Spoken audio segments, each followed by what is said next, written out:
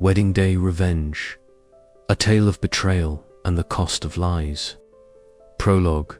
The moment of truth. The silence in the grand ballroom was deafening. 300 guests sat frozen, their champagne glasses suspended mid-air, their mouths agape in collective shock. The ornate crystal chandeliers cast a harsh light on the scene unfolding at the altar, where what should have been the happiest moment of two lives had transformed into something far more sinister.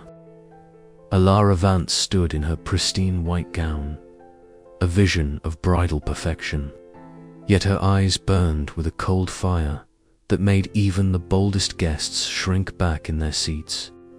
In her delicate hands, she held a tablet that glowed like a beacon of truth, its screen projecting damning evidence onto the massive displays flanking the altar. Text messages, photos, audio recordings, all the sordid details of a betrayal so profound it had turned a wedding into a public execution. "I do," she had said moments before, her voice cutting through the stunned silence like a blade. "Take Liam Thorne. But not as my husband." Liam Thorne, the golden boy entrepreneur, the man who had charmed his way into hearts and boardrooms alike, stood paralyzed beside her. His face, once radiating confidence and charisma, had drained of all color. His perfectly tailored tuxedo suddenly seemed like a costume, a disguise that had finally been stripped away to reveal the fraught beneath. In the back of the room, Serafina Dubois, the other woman, the ambitious marketing director who had thought herself clever enough to steal another woman's life, was already fleeing, her designer heels clicking frantically against the marble floor as she pushed through the crowd of horrified onlookers. This was not how anyone had imagined the wedding of the year would unfold. But for Alara, it was exactly as she had planned. Every detail, every revelation, every moment of this spectacular downfall had been orchestrated with the precision of an architect designing her masterpiece. And her masterpiece was revenge. The question that hung in the air, unspoken but palpable, was simple. How had it come to this? How had a love story that seemed destined for fairy tale endings become a cautionary tale of betrayal and retribution? The answer lay in the months that preceded this moment, in the slow unraveling of trust, the discovery of lies, and the transformation of a woman who had loved too deeply into an architect of vengeance. 3 months earlier, Chapter 1, The Cracks in the Foundation. Alara Vance traced the intricate lace of her wedding gown, a soft smile playing on her lips. In just a few hours, she would walk down the aisle, her hand in Liam Thorne's, and begin the next chapter of their lives. Their love story was the kind people wrote novels about, a college romance that had blossomed into a decade of shared dreams, unwavering support, and a future meticulously planned. Liam, with his sharp mind and even sharper wit, had always been her anchor, her confidant, her everything. He was the golden boy, the charismatic entrepreneur whose star was rapidly rising. And Alara, a brilliant architect in her own right, had always been proud to stand by his side. Yet, in the quiet solitude of her bridal suite, a faint tremor of unease rippled through her. It wasn't cold feet, not exactly. It was a subtle shift, a barely perceptible discord in the symphony of their lives that had begun months ago. Liam had become distant, his once eager calls replaced by curt texts, his evenings increasingly consumed by business meetings and client dinners. He'd brush off her concerns with a charming smile and a dismissive wave of his hand, assuring her it was just the pre-wedding stress, the demands of his burgeoning empire. Alara, ever the optimist, had tried to believe him, pushing down the gnawing suspicion that something was fundamentally wrong. The first real crack appeared in the form of a forgotten scarf, a delicate silk scarf, not hers, found tucked beneath the passenger seat of Liam's car. When she'd asked him about it, he'd stammered, claiming it belonged to a new intern, a clumsy accident. Alara, though unconvinced, had let it slide, unwilling to mar the blissful anticipation of their wedding. But the image of that scarf, imbued with a silent accusation, had lingered in her mind. Then came the late-night calls. Calls that would stop abruptly when she entered the room. Hushed conversations that ended with a hurried "I'll call you back." Liam's phone, once an open book, was now guarded, face down on tables, always within reach. He'd started showering immediately upon returning home. A new cologne masking the faint, unfamiliar scent that sometimes clung to his clothes. Each instance, a tiny pinprick, adding to the growing discomfort in Alara's heart. She tried to rationalize it, to dismiss it as paranoia. But the pieces, disparate at first, were slowly beginning to form a disturbing picture. Chapter 2. The unveiling truth. The truth, when it finally revealed itself, was not a sudden, explosive revelation, but a slow, agonizing unraveling. It began with a casual lunch with a mutual friend, Sarah, who innocently mentioned seeing Liam at a high-end restaurant, not with clients, but with a stunning woman, her hand resting intimately on his arm. Sarah, oblivious to the implications, had simply commented on how happy Liam looked. Ilara's stomach had dropped, a cold dread seeping into her veins. The scarf, the late-night calls, the new cologne, it all clicked into place with a sickening thud. Her investigation began subtly. She started checking Liam's calendar, cross-referencing his business trips with flight schedules, noting discrepancies. She installed a discreet tracking app on his car, telling herself it was for safety, but knowing, deep down, it was to confirm her worst fears. The app led her to a secluded apartment building across town, a place Liam had never mentioned. Her heart pounded in her chest as she waited, hidden in her car, for hours, and then she saw them. Liam, laughing, his arm around Serafina Dubois, the ambitious new marketing director at his firm. As they emerged from the building, their faces flushed, their smiles too intimate, too possessive. The sight was a physical blow. Ilara felt the air leave her lungs, her vision blurring with unshed tears. It wasn't just the infidelity, it was the sheer audacity, the blatant disrespect, the years of shared history reduced to a cruel joke. She drove home in a daze, the world around her muted, her mind replaying every loving word, every tender touch, every promise Liam had ever made. Each memory was now tainted, a lie masquerading as truth. The pain was a living entity, clawing at her insides, threatening to consume her whole. That night, she confronted him, not with accusations, but with a quiet, chilling certainty. She laid out the evidence, piece by agonizing piece, watching his charming facade crumble, replaced by a flicker of panic, then a desperate attempt at denial. He tried to gaslight her, to twist the narrative, to make her doubt her own sanity. But Ilara, though shattered, was no longer naive. The betrayal had stripped away her innocence, leaving behind a steely resolve. She listened to his pathetic excuses, his hollow apologies, and in that moment, a seed of revenge began to sprout in the fertile ground of her broken heart. The wedding, she realized, would still happen, but not in the way Liam envisioned. It would be his reckoning. Chapter 3. The Architect of Vengeance. The days leading up to the wedding were a blur of forced smiles and hollow pleasantries for Ilara. She moved through the motions of bridal preparations, her mind a whirlwind of pain. and calculated fury.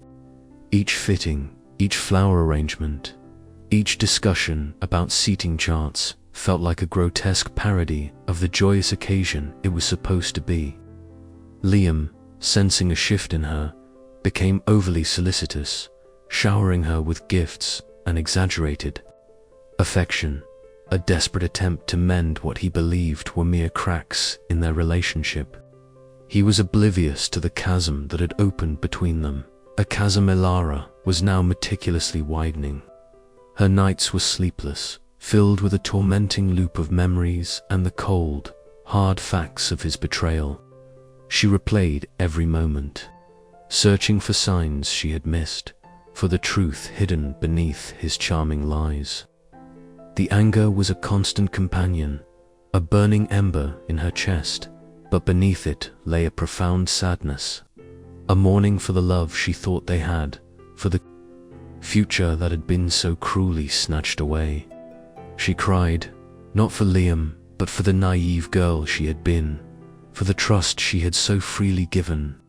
But amidst the grief, a new emotion began to solidify, resolve. Ilara, the architect, began to design her revenge with the same precision and foresight she applied to her buildings. It wouldn't be a petty outburst, a tearful accusation. It would be a dismantling, a public unraveling of Liam's carefully constructed image. She knew his vulnerabilities, his desperate need for approval, his fear of exposure, and she would exploit them all. She started gathering her evidence, not just for her own closure, but for the world to see. The incriminating texts, the photos, the flight details, all meticulously organized. She even managed to obtain a recording of a hushed phone call between Liam and Serafina. A conversation filled with their illicit plans and dismissive remarks about Ilara. The sound of Liam's voice, once a source of comfort, now sent shivers of disgust down her spine. This wasn't just about revenge. It was about reclaiming her dignity, about ensuring that the truth, no matter how ugly, would prevail. The wedding day would not be the celebration of their union, but the grand unveiling of his deception. Chapter 4. The stage is set. The morning of the wedding dawned bright and deceptively beautiful. The air was thick with the scent of roses and anticipation. The grand ballroom of the city's most prestigious hotel buzzed with guests, a sea of smiling faces, all oblivious to the storm brewing beneath the surface. Ilara, in her exquisite gown, looked every inch the radiant bride, her composure a testament to her iron will. Only her closest friend, Maya, who had been privy to Ilara's agonizing secret and her meticulous planning, noticed the subtle glint of determination in her eyes. Liam, resplendent in his tailored suit, moved through the crowd with his usual effortless charm, accepting congratulations, his arm occasionally brushing against Ilara's, a possessive gesture that now felt like a brand. He seemed genuinely happy. A performance so convincing it almost made Ilara question her own sanity, almost. But then she'd catch a glimpse of Serafina, positioned strategically near the back, her eyes darting towards Liam, a knowing smirk playing on her lips. Serafina, too, was dressed impeccably, a guest among many. Yet her presence felt like a venomous snake coiled in the heart of the celebration. The ceremony began. The soft strains of the string quartet filled the air as Ilara, escorted by her proud father, began her walk down the aisle. Every step was a battle, a conscious effort to maintain the facade, to keep the tremors of rage and sorrow from shaking her frame. She met Liam's gaze at the altar, his eyes filled with what appeared to be adoration. For a fleeting moment, a pang of the old love, the genuine love, pierced through her resolve. But then she remembered the scarf, the apartment, the hushed phone calls. and the pang was replaced by a cold, unwavering resolve. The officiant began the traditional vows, his voice a gentle drone in Alara's ears. She nodded, smiled, and recited her lines, each word a bitter lie. Liam, too, spoke his vows, his voice clear and resonant, promising eternal love and fidelity. The hypocrisy was almost unbearable. Alara felt a surge of nausea, but she pushed it down, focusing on the task at hand. The moment was approaching. The moment she had meticulously planned. The moment that would shatter Liam's world as he had shattered hers. The microphone, usually reserved for heartfelt speeches, was now her weapon, and she was ready to wield it. Chapter 5. The Unveiling. Do you, Alara Vance, take Liam Thorne to be your lawfully wedded husband, to have and to hold from this day forward, for better, for worse, for richer, for poorer, in sickness and in health, until death do you part? The officiant asked, his voice echoing in the hushed ballroom. Alara took a deep breath, her eyes locking with Liam's. A beat of silence stretched, pregnant with unspoken tension. Then a slow, deliberate smile spread across her face, a smile that didn't reach her eyes. I do, she said, her voice clear and strong, take Liam Thorne, but not as my husband. A ripple of confusion spread through the guests. Liam's smile faltered, a flicker of alarm in his eyes. Before he could react, Alara turned, her gaze sweeping across the stunned faces in the audience, finally landing on Serafina, who had gone pale. I take Liam Thorne, Alara continued, her voice gaining power, as a testament to the devastating cost of lies and the bitter taste of betrayal. With a graceful movement, she reached into the delicate lace of her bouquet and pulled out a small, sleek tablet. The screen glowed, projecting an image onto the large screens flanking the altar, screens that were meant to display their engagement photos. Instead, a series of incriminating text messages flashed across the screens.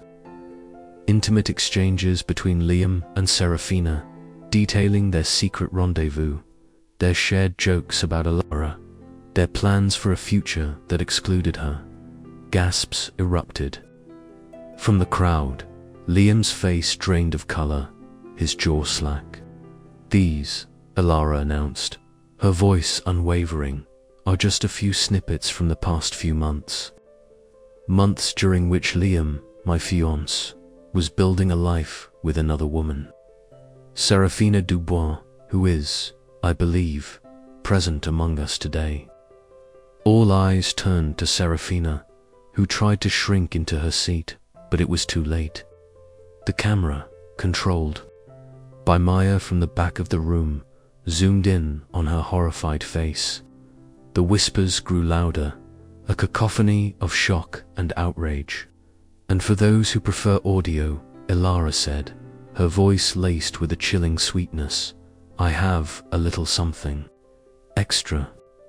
She tapped the tablet, and Liam's voice, unmistakable, filled the ballroom, clear and resonant, discussing his affair with Serafina, his dismissive remarks about Alara, his callous disregard for their decade-long relationship. The recording was damning, a brutal expose of his deceit. Liam lunged for the tablet, but Alara was quicker, stepping back, her eyes blazing with a cold fury he had never seen. This isn't just about me, Liam, she said, her voice now a low, dangerous growl. This is about every person you've lied to, every trust you've broken, every promise you've made and discarded. You wanted a grand wedding. Here it is. A grand unveiling of the man you truly are. The ballroom erupted into chaos. Guests shouted, some in anger, some in disbelief. Liam stood frozen, his carefully constructed world crumbling around him. Serafina, tears streaming down her face, fled the room, pursued by the horrified stares of her colleagues. Alara, her mission accomplished, felt a strange sense of calm wash over her. The pain was still there, a dull ache, but it was now overshadowed by the quiet satisfaction of justice served. She turned to her father, who stood beside her, his face a mixture of sorrow and fierce pride. He took her hand, a silent gesture of support. "I believe," Alara said, her voice carrying over the din, "this wedding is officially off." She then turned and, with her head held high, walked out of the ballroom, leaving behind the wreckage of a broken engagement and the shattered reputation of a man who had dared to betray her. The silence she left in her wake was deafening, punctuated only by the furious murmurs of the guests and the sound of Liam's desperate, futile attempts to explain himself. His grand day had become his greatest humiliation, a public spectacle of his own making. The cost of his lies had finally come due. Chapter 6. The aftermath and new beginnings in the days and weeks that followed. The story of Alara Vance's wedding day, revenge, spread like wildfire, a cautionary tale whispered in hushed tones in boardrooms and celebrated with defiant cheers in women's circles. Liam Thorne's career, once on an unstoppable trajectory, imploded. Clients pulled out, investors withdrew, and his carefully cultivated image as a trustworthy and successful businessman shattered. Serafina Dubois, too, faced the consequences of her actions, her professional reputation irrevocably tarnished.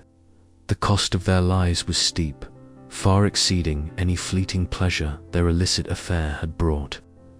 Alara, however, found an unexpected liberation in the aftermath. The initial shock and pain slowly receded, replaced by a profound sense of peace and self-worth. She had faced her deepest fear, betrayal, and emerged not broken, but stronger. The public nature of her revenge, while initially daunting, had served as a powerful catharsis, allowing her to reclaim her narrative and her dignity. She received an outpouring of support from friends, family, and even strangers who admired her courage. Her architectural firm, initially concerned about the scandal, found itself inundated with new clients, drawn to Alara's unwavering integrity and resilience. She took time to heal, to rediscover herself outside the confines of her relationship with Liam. She traveled, reconnected with old passions, and embraced new opportunities. The experience had taught her invaluable lessons about trust, self-respect, and the importance of listening to her intuition. She learned that true strength lay not in avoiding pain, but in confronting it head-on and emerging, however scarred, with her spirit intact. Months later, Alara stood on the balcony of her new apartment, overlooking the city skyline. The past was a distant echo, a painful but necessary chapter in her life's story. She was no longer the naive girl who had blindly trusted. She was a woman forged in fire, resilient and wise. The scar of betrayal remained, a reminder of the darkness she had overcome, but it no longer defined her. She smiled, a genuine, unburdened smile, as she looked towards the horizon, ready to build a new future, brick by painful brick, on a foundation of truth and self-love. The wedding day had been a disaster, but it had also been her liberation, the day she truly began to live.